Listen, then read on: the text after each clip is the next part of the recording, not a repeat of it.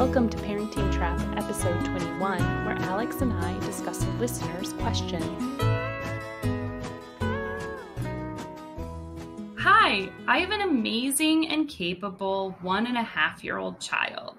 My partner and I practice respectful parenting since our kid was born. While I am able to be home full-time with our child, I have been having to rely regularly on my partner's mother for help. She's a deeply loving person and is making an effort to interact with our daughter like we do, but she is very used to her traditional parenting practices of lessons, good jobs, and even timeouts. It bothers me a lot, but my partner is hesitant to try to, quote, train her because he undoubtedly fears she will be offended.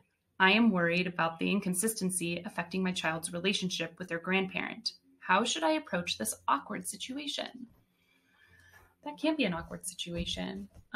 Yeah, that's a hard situation. I think it's one that we all get in. Yeah, I think as a respectful parent, I think that is the minority of people actually don't parent this way. And so we oftentimes are faced with people interacting with our child in a way that we would not interact with our child. Right? Yes. So that is tricky. Yep. And it's never going to go away. Like, it's going to keep popping up. That's one of those things that you have to continually deal with. But it gets easier.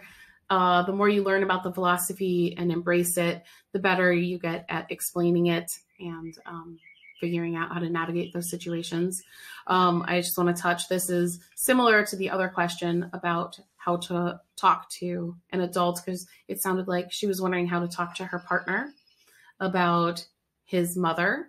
Yeah. Helping with the child. Or even speaking to the mother directly, feeling a little bit unsure about how to speak with the mother-in-law, that is, about that. So I like to focus on the child relationships here. But again, I'll reiterate, when you're dealing with people, the same principles apply. Respectful communication. You can be open and honest, respectful, empathize. Sorry about that. I'm going to call. I'm going to put that down.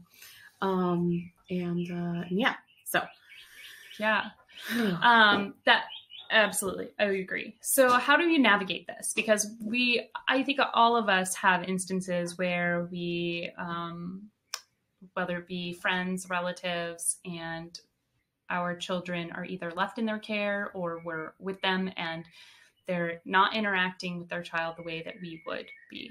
Yep. So I would start by saying, for the most part, your child's relationship with other people in their life is their relationship with other people. So we are still being parents, we're probably the main ones that spend time with our children. We're going to be our main influence, the biggest role model for our child. So, it's okay that not everyone does things exactly the same way that we would. Yeah. In fact, that would be unreasonable. Yes, that would be unreasonable and unrealistic, because eventually your kid's going to get older. They're going to go out into the world and they're going to realize that different people act differently around them and treat them differently. And there's just different personalities out there. Yes. So to try and pigeonhole everyone and force them to be a specific way, well, we would just be against that in general. I am not for forcing people to alter who they are for anything. Yeah. Including my children and including other people who might be interacting with my child. So I would, for the most part, urge a parent to, if they are relying on someone like a family member, allow that relationship to be without too much irritation from you. So look inside yourself and kind of release. Don't micromanage it. Yeah. Yeah. And you can kind of release some of that anxiety that you have, is what you think the influence is. Right. But with that said, we are still our children's advocate. Yes. They can't advocate for themselves. We need to be that person for them. And we would never send our kids knowingly to someone like a relative, knowing if they were abusive, right? We wouldn't do that. So there's this spectrum of allowable behavior. And I think everyone is a little bit different in what they value what they're willing to tolerate. Obviously, abuse is always wrong. And then there's this fuzzy line of timeouts and spanking. I'm going to use those two because those two are actually legal. And so they're not abuse here in the United States. I personally view that as abusive. I think they're wrong. So I think it's wrong to use those techniques. So if a family member was using those techniques, I would say that's a hard line. That's something that I need to stop. And I would very, very respectfully try and talk to the person about it. Try and change their point of view, explain why I don't do those things, give them the tools they need to try something else. And if they refuse to do that, look into other options. Yeah. But then there's other things like good job. I don't believe in saying good job to kids.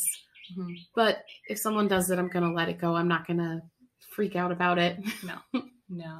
So it's really pick your battles, decide what is important to you, and then deal with the situation accordingly. Yeah. And ultimately you are the parent. You get to make that decision, whether or not you want that person to continue to care for your child. And that could even mean, so this is a grandparent and, you might still want them to have a relationship, but maybe not to be together alone for extended periods of time because they're continually putting your child in timeout. So if you can't respectfully approach that and say, we don't use timeouts in this house, you can't do that to my child. If they are receptive to that, great. And if they want to hear more about tools that they could sort of approach your child without timeouts, great.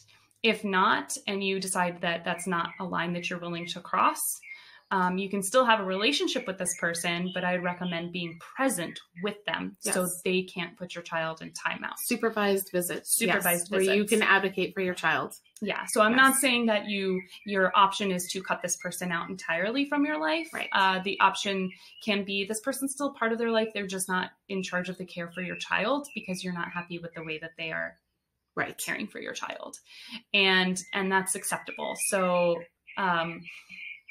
that's just something to keep in mind. Now, if it's something super egregious, if they're spanking your child or you suspect abuse in any way, I would recommend. It's a hard line no. That's a hard line no. And if they're unwilling if they're unwilling to listen to your perspective on this, again, you're the parent, you get to decide, and that would just be a hard line no. Absolutely. If you are looking for help, if you're looking to hire a help, getting someone that you pay is a little bit easier because then you can tell them what you do, what you don't like, what's okay and not okay. If you're relying on a family member for free help, it's a little bit harder because it's like, well, beggars can't be choosers, right? Yes. So I would recommend to maybe hire someone. And if you're looking to hire someone, I had a lot more luck with younger people who are new to babysitting and don't have a lot of experience because you can train them. They are not set in their ways. If you get a grandmotherly type figure who's raised 5 kids and raised a bunch of grandkids, then they often become set in their ways. They're like, look, I've done this, I have the experience, this is what I do. And it will likely be harder for you to explain to them why you don't do certain things. Right. Unless that grandmotherly figure is a respectful parent, which would be amazing because those ideas definitely were around then. Yeah. It was rare. It's rare. It's more likely that the grandparent is going to think that children need to be coerced into behaving correctly. They look at behavior as something that needs to be corrected. Punished for bad behavior. Yep. Rewarded for good behavior. And that's what you do with kids. Yeah. And that here that's not what we advocate for. No. We say all behavior is communication and we need to look at it as such, dig deeper, figure out what the root cause is, and come up with creative, collaborative solutions that respect the child. Yes. Without shame, without punishments, without rewards. Yeah. So yeah, it's tricky because if you're relying on someone like a relative for help and you can't afford or you want the free help, you gotta weigh the options there. And um, a lot of parents I think can be, or a lot of grandparents can be pretty receptive to ideas. I mean, they want to have a good relationship with their grandchildren and with their own children, and they want it to work out. So as long as you're not micromanaging every tiny little interaction, a couple of ground rules are probably going to be acceptable. Yes. Like you're not allowed to spank my child, or you're not allowed to put them in timeout. But if they decide that they want to implement something like a sticker chart in your house or in their house when they're watching them, I might say, I don't believe in sticker charts. And if they don't want to hear anything about it or don't seem receptive or say, hey, it works for me, I might be a little bit more lenient about something like that. Yep. Yep. So, and we can also get creative with solutions to all problems. So if you are looking for help and you have been using your mother-in-law and you don't want to use your mother-in-law anymore for these reasons, is there a neighbor or friend that you get along with and they have a child of a similar age, or they love children? Can you lean on someone else? I mean, there's a lot of other options. So don't think that just because what you're in right now is like, don't think that you have to make what you're in right now work, because it might not work. You might need to think of outside the box. That's a good point. Yeah. That's a good point. Yeah. And for the littler things, I would say that most of the time our relatives just want to have a good relationship with our children. Yeah. And they probably don't realize that what they're doing isn't really respectful. Yeah, they probably don't. They think that they're helping. And I think if you approach it from that point of view and realizing that they really do probably just want to do right by you and your kid. There are people out there who don't think that, though. And if that's true, if you get the feeling that someone's trying to discipline your child because they think that your child's not getting disciplined at home, that's a toxic situation. I would say there's no way you can respectfully talk your way out of that. So I would try and distance my family from that person as much as possible. Like, not let the child spend time with that person alone. Yes, that's a good point. There are people, and I have seen that before, where they think that because you are not using punishments, that you're this permissive parent and they need to counteract it tenfold on the other end in punishing your child very severely to make up for all the permissiveness in the household. Right. So I think kind of the concept there, which is, never going to work out well. And the more you try to convince the person that's not acceptable, probably the more they're going to double down that it's a problem. And then they're going to view every single challenging behavior through the eyes of the parent. Yes.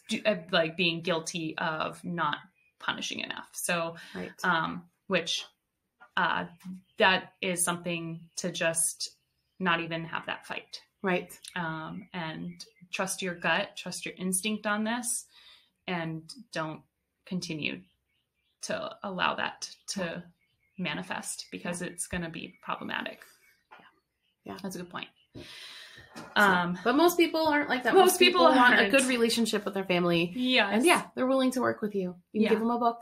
Give them a book, and maybe it's even just as simple, hey, we don't do timeouts, and seeing if they can even navigate it themselves without too much control or correction, because sometimes people can even see like we don't do timeouts and here's a book you can read. It's like, what? I don't want to have to do homework. I raised 3 kids on my own. I don't need a book on how to raise children. But if they, they'll probably go, well, then how do you stop them from doing X if you don't put them in timeout, right? And then it can instigate a conversation, and hopefully they go, I never thought about it that way. that's really interesting. I'll give that a try.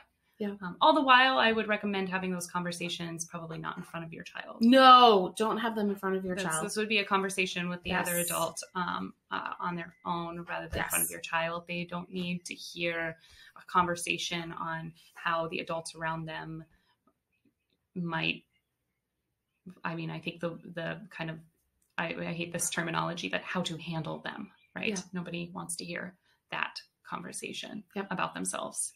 So save it for another moment. Yes. Not in front of your child. Not in front of your child. So hopefully that answered that. I hope that helped answer your questions. And thank you. Thank you. If you guys, any of you listening out there have any other questions, we'd love to answer them on this. Yes. Like and subscribe, share the video, and write us. questions@parentingtrap.com, and we'll get back to you. So thanks a lot, guys. Thanks. Bye.